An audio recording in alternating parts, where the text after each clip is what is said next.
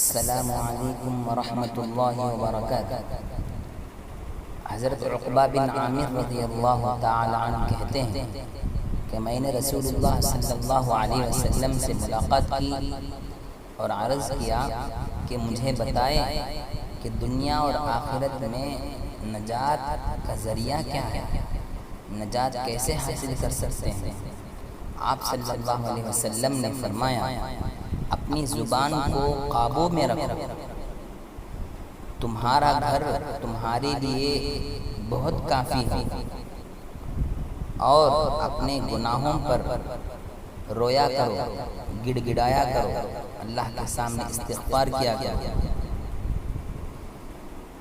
تو محترم بزرگان دین، نبی پاک صلی اللہ علیہ وسلم اس حدیث مبارک میں تین باتیں ارشاد فرمائیں جو انسانوں کی نجات کا ایک ذریعہ ہے، انسانوں کے لیے ایک خوشگوار زندگی کا ایک ذریعہ ہے۔ وہ تین باتیں یہ ہیں: نمبر 1، اپنی زبان کو کنٹرول میں رکھنا، قابو میں رکھنا۔ نمبر 2، گھر سے بے وقت بے ضرورت باہر نہ نکلنا۔